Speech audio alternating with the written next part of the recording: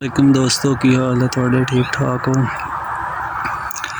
दोस्तों? मैं अज तुहानू दिखा रहा नींबू, सीडलैस नींबू।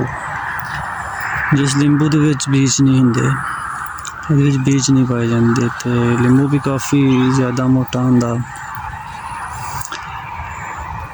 एक जग पानी वास्ते एक ही काफ़ी होंदा नींबू। दोस्तों सीडलैस नींबू बहुत ही प्यारा,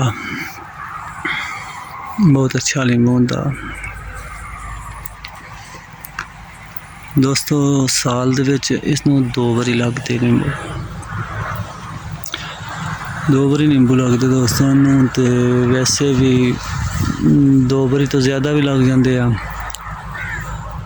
मतलब मौसम होवे या ना होवे नींबू लगते हैं। तो दोस्तों बूटा तैयार हो रहा, फिलहाल छोटा जो पौधा जो तैयार हो रहा, और देखो दोस्तों इन्हों आंदे आ सीडलैस नींबू।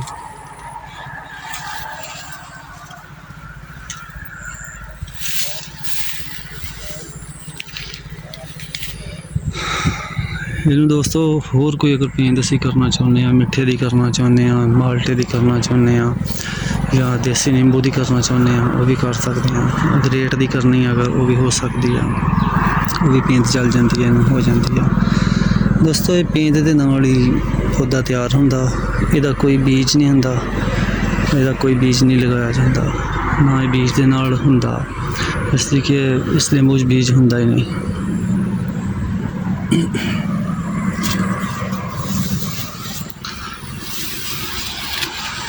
फिलहाल पौधा छोटा, जो नींबू नहीं लगे।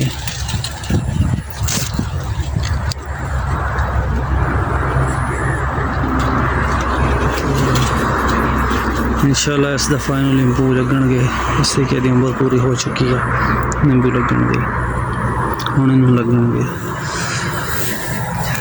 जी दोस्तों मुड्डां दे नाल टहनियां ने, जड़ दे नाल टहनियां ने छोटियां छोटियां, ये कट दीदियां ने, इन्हों कट्टिया जाएगा, इन्हों कटते रहना नाल नाल।